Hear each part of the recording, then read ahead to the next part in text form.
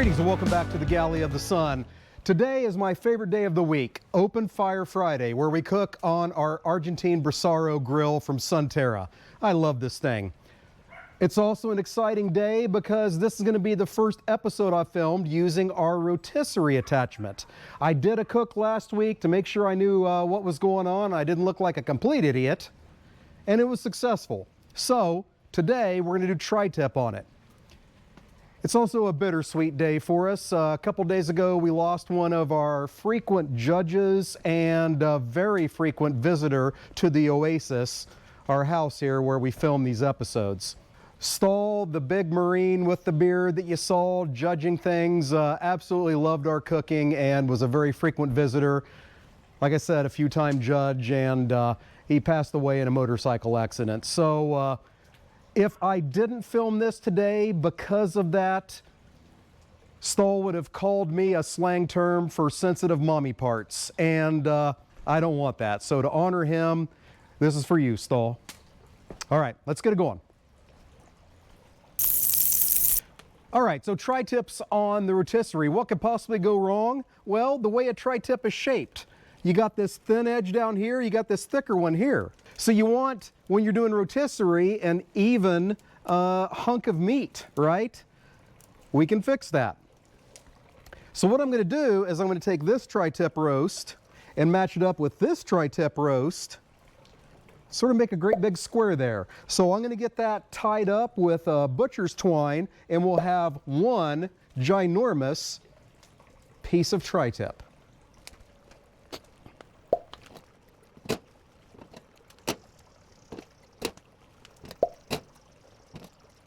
I'm thinking I can do this with 5 pieces of twine. So the first one is going to go in the very middle.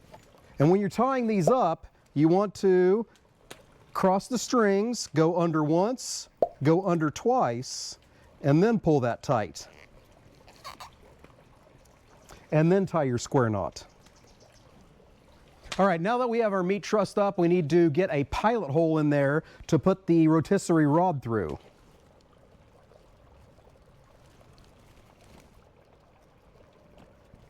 All right. Now we get our rod, we put the first fork on.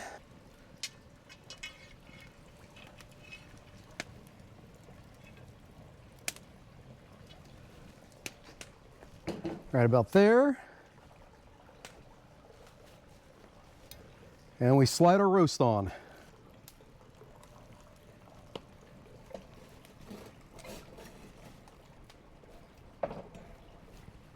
There we go. Now this is going to shrink during cooking, so make sure you get it good and tight, good and compact. Get our second fork on there.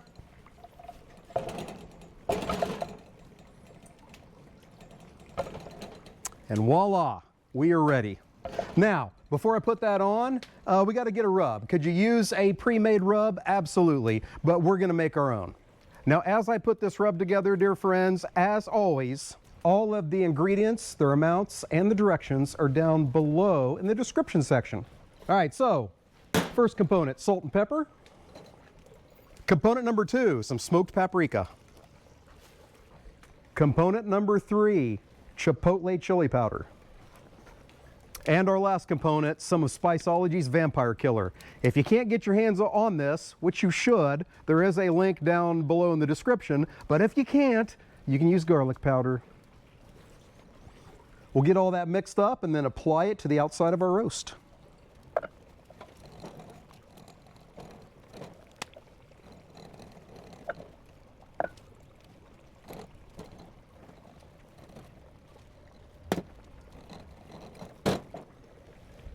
Alrighty, now we'll get a couple of probes in there using my meter probes. We'll get one in each end in the thick part.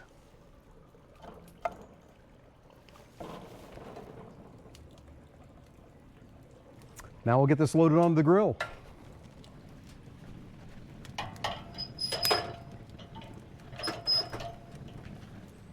All right, now all I need to do is rearrange some of my embers, get this going. The strategy is, We're going to take this to about 120 degrees before we pull it and let it rest so it can come up to that 125 and give us a beautiful medium rare.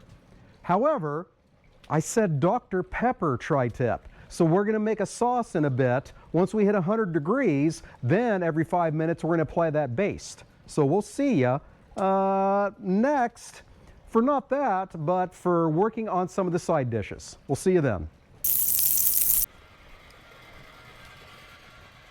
All right, the roasts are rotisserie-ing. They're turning. So man cannot live on tri-tip roasts alone. Oh, well, allow me to retort. That's probably not true. We could. Damn right. But the girls would complain about it. Are you serious? Oh dear, I hope that gets edited out. It did not. But anyway, what we're going to do is we're going to cook up some acorn squash 2 different ways. Let's get to it. First thing I need to do is give myself a flat base here so these can sit down where the coals are and get cooked. So just enough to give you a flat surface so it's going to sit there nice and easy. Now we're going to do one sweet one and one savory one. So need to get the top off here and then dig those seeds out. Once you do that, it leaves you with a nice cavity there to put stuff in.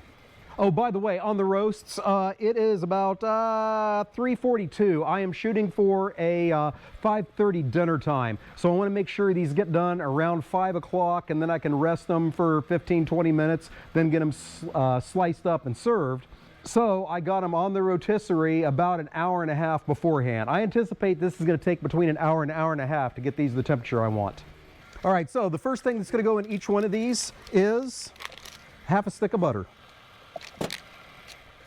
In our sweet acorn squash is going to go a 1/4 cup of packed brown sugar.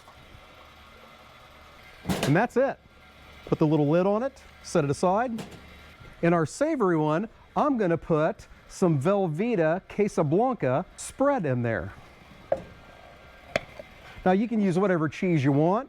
You can throw some chili peppers in there if you want to make it hotter, whatever. Now I put the lid on that one. And we're going to wrap both of those in foil, put them down with the coals, and let them cook for about an hour or so.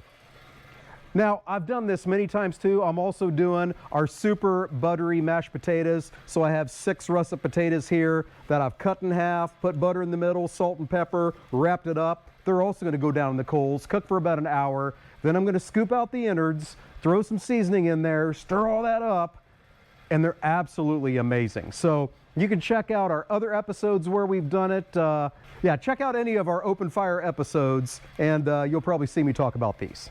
But I'm not going to do it in depth in this one because it's old news now. All right, so we'll see you when it's time for the next step.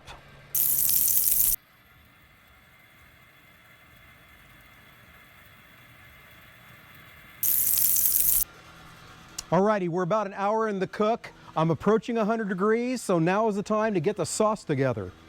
So, again, all the ingredients, amounts, and directions are down below in the description section, but the constituents are Dr. Pepper, 3/4 cup. Pro tip, put that in your measuring cup first, and then add your 3/4 cup of ketchup. That way you don't have to pound it down to get all the ketchup flat and everything, right?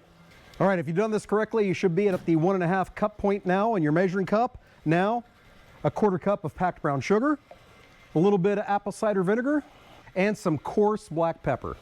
We'll get all that mixed up, and then we'll start basting our roasts.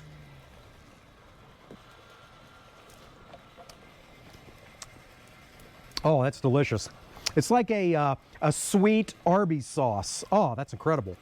You know, though, I think I could use a bit of garlic, so I'm going to throw in a little bit of vampire killer. Not in the recipe, it's up to you. All right, now we start the basting.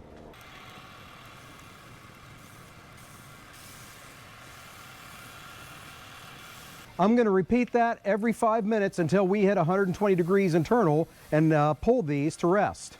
We'll see you then.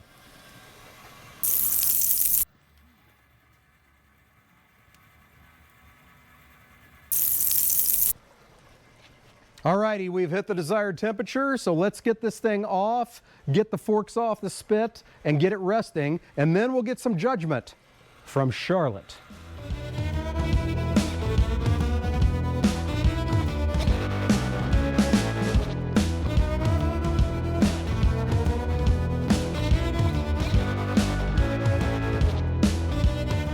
Alrighty, we'll see you for the judgment.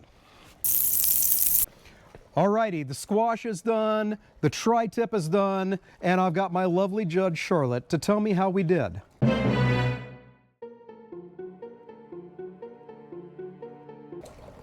Okay, let's try the tri-tip first. That's good. It's like a barbecue sauce type thing. Yeah, Very yummy.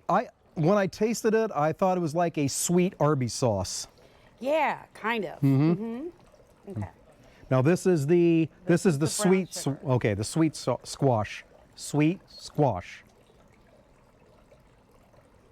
Good. That's how I'm used to having like an acorn squash. Okay? Now the savory. The cheesy squash. I like it. I'm not a huge fan of queso, but I like it. It's a good mix with the squash, the cheese. Okay? There you go. So, savory squash, sweet squash, tri-tip. You can't go wrong. Hey, thank you so much for joining us. And until we see you next time, fair winds and following seas.